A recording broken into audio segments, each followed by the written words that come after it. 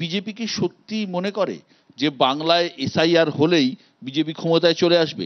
2000 যেটা পার্থদা বললেন 2002 সালে তো এসআইআর হয়েছিল, নীলাদিদা বললেন 2004 সালে তো বামফ্রন্ট বিপুল ভোটে জয়লাভ করেছিল। না না, এখানে এসআইআর এর সঙ্গে ভোটে জেতার নয়, আমরা চাইছি এসআইআরটা হোক স্বচ্ছ ভোটার তালিকা হোক। সেটা তো কোনো, আমরা তো রাজনৈতিকভাবে লড়বো তৃণমূলের সঙ্গে।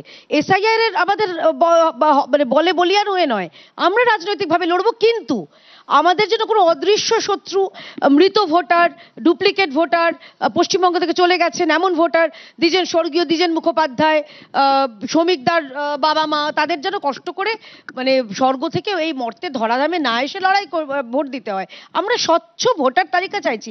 একজন পশ্চিমবঙ্গবাসী হিসেবে এটা কি খুব বেশি চাওয়া? আর একটা কথা বিশ্বজিৎ দা বললেন, বিশ্বজিৎ দার একটা সংশোধন করে দিই। উনি বললেন 2 মাসে সম্ভব নয় বা অল্প সময় সম্ভব নয়। 2002 এর যে এসআইআর হয়েছিল, খুব ভুল না করে থাকি, 62 দিনে শেষ। তথ্যটা ভুল, যার 2002 এর পরে 4 আমি জানি না আপনি তখন করতেন কেন। আমি বল আপনাকে একটা প্রশ্ন করছি, আপনাকে একটা প্রশ্ন করছি। তার আগে আমি একটা কথা বলবো। আরে দিদি আপনার হয়ে গেছে, এবার আমাদের বলতে দিন একটু। বিশ্বদা, আরে বলতে দিন। আমি না একটা ছোট্ট কথা বলি, আমার মনে হয় বুয়াদা শোনো, তুমি উত্তরটা দেবে। আমি প্রশ্নটা সেটা বলিনি, ওই এসআইআর নিয়ে এত বেশি কনফিডেন্ট খুব স্বাভাবিক। আমরা তো দেখছি বেঙ্গালুরুর রেজাল্টটা আলটিমেটলি আমরা কিভাবে প্রজেক্ট করেছি সেটা দেখি। আমি কাউন্টারটাও দেখেছেন। আচ্ছা যাই হোক, কেয়াদি দয়া করে হাত জোড় করছি, আপনি মহিলা এবার থামুন। চতুর্থবার 2021 এর বিধানসভা হোক বা 2024 এর লোকসভা নির্বাচন, বিজেপিকে বরাবরই বহিরাগত অস্ত্রেই তৃণমূল কাউন্টার করেছে। 26 এর লড়াই কি আপনারা সেই সেম অস্ত্রে শান দিচ্ছেন? এই প্রশ্নের উত্তরটা দেওয়ার আগে আরেকটা কথা আপনাকে বলে দিই। এই যে নির্বাচন কমিশনের দ্বারা ভোটার লিস্টে কারচুপি হচ্ছে, ডাইরেক্টলি প্রথম ধরলেন মমতা বন্দ্যোপাধ্যায় এই বছরের ফেব্রুয়ারি মাসে। নেতাজি ইন্ডোর স্টেডিয়ামে বিশ্ববাবু সেই মিটিংটা ছিল, উনি দেখিয়ে দিলেন ভোটার লিস্ট তুলে কি হারে হরিয়ানার এপিক কার্ড নাম্বার সমেত পশ্চিমবাংলার ভোটার তালিকায়। তারপরে উনি 5 জনের সংসদীয় প্রতিনিধি দল নির্বাচন কমিশনে পাঠালেন। তারা কি বললেন? This is our technical error. কখনো বলছে টেকনিক্যাল এরার। 5 জনের প্রতিনিধি দল যখন গেল নির্বাচন কমিশনার কি বললেন? টেকনিক্যাল এরার, অর্থাৎ যান্ত্রিক ত্রুটি। দাঁড়ান, কখনো বলছেন হিউম্যান এরার, মানবিক ত্রুটি। আচ্ছা বিশ্ববাবু, কাতারে কাতারে হরিয়ানার ভোটারের নাম এপিক কার্ড নম্বর সমেত বাংলার ভোটার তালিকায় কেন? কার সাহায্যে? জিজ্ঞেস করবো না। এই যে বহিরাগত বলছেন, ভোটার লিস্টে কাদের সাহায্যে হয়েছে? প্রথম তো এই ঘটনা প্রমাণ করলেন মমতা বন্দ্যোপাধ্যায়। কই উত্তর দিতে পেরেছেন? তখন নরেন্দ্র মোদী গিয়ে লুকোলেন জ্ঞানেশ কুমারের পেছনে।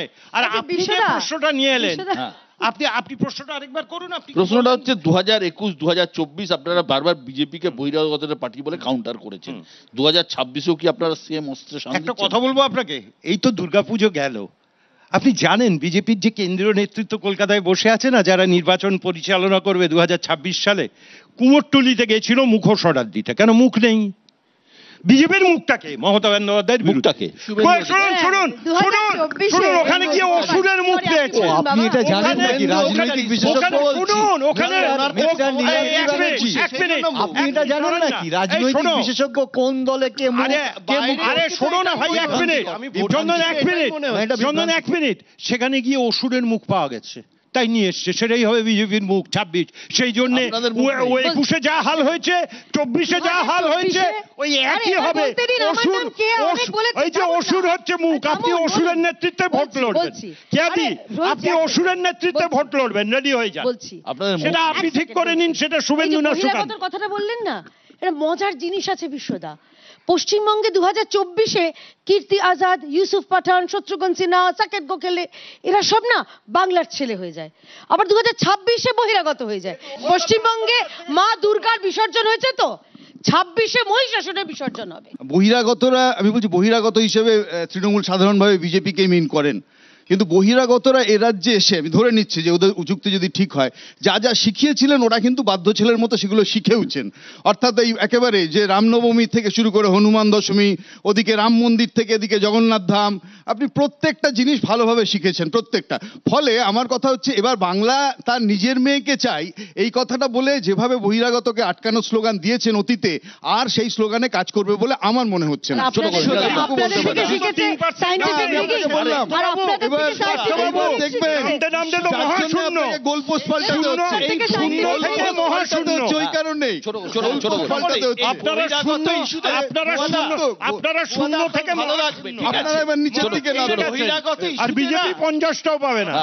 আরে আপনি টিয়া পাখি নিয়ে বসে পড়ুন কালকে, অনেক ভালো ব্যবসা করবে। বহিরাগত ইস্যুতে তৃণমূলকে সমর্থন করি, কিন্তু যখন আশ্চর্য হয়ে যায় যখন দেখি বহরমপুরের তৃণমূল প্রার্থী হচ্ছে গুজরাটের, আসানসোলের তৃণমূল প্রার্থী হচ্ছে বিহারের, দুর্গাপুরের তৃণমূল প্রার্থী হচ্ছে বিহারের, কলকাতার পুলিশ কমিশনার বহিরাগত, সেটা হচ্ছে রাজ্য পুলিশের কেন্দ্রের সারা ভারতবর্ষের নির্বাচন। আমার প্রশ্ন হয়, রাজ্যের প্রিন্সিপাল সেক্রেটারি বহিরাগত। আমার মনে হয় এই বহিরাগত বলে আরে দাঁড়াও, ওটা সেন্ট্রাল পলিটিক্স। কি হয়েছে? বাঙালিরা তো, বাঙালি পার্লামেন্টে যাওয়ার অধিকার নেই। বোয়াদা দুর্গাপুরে বাঙালি নেই, বহরমপুরে বাঙালি নেই, সেটা অদিচ্ছেও দিচ্ছি না। বাঙালি এই দ্বিচারিতা কেন আপনাদের? রাজ্য পুলিশের ডিজি কোনো বাঙালি হতে পারেন না। ওখানকার মানুষই তো 1 লক্ষ ভোটে জিতেছে। আসলে আমাদের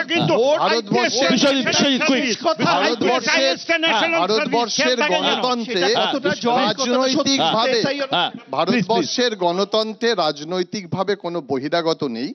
আসলে আমরা যে রাজনৈতিক মুখের কথা বলি, পশ্চিমবঙ্গে সত্যি কথা বলতে গেলে যারা মাটি আঁকড়ে রাজনীতি করেছেন, বিরোধী থেকে শাসক হয়েছেন, তিনি নিজে ঘোষণা করেছিলেন 294 আসনে তিনিই মুখ। মানে বাংলাদেশিরা বহিরাগত নয়, কি বলছেন? কোনো বহিরাগত নেই? পরবর্তীকালে নরেন্দ্র মোদী এসে তিনিও ঘোষণা করেছিলেন যে তিনি মুখ।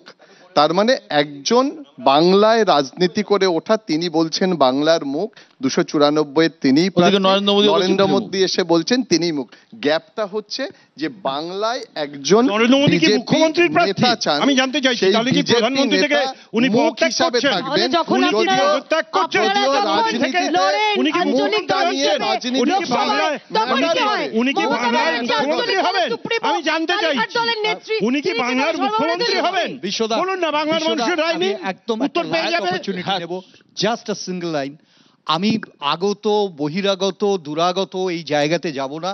আমি শুধু একটা জিনিস বুঝি যে রাজ্যের রাজনীতির পরিপ্রেক্ষিত অবস্থা আজকে কেয়াদের গুনতে হবে, এক্স্যাক্টলি কেয়াদের নিজের বেশ থেকে কতজন নেতৃত্ব আর ধার করা নেতৃত্ব, হায়ার্ড মার্সেনারি কারা, এটা কিন্তু বাংলার মানুষ বুঝে। আগামী দিনে এই যে বাংলার ভোট আসছে,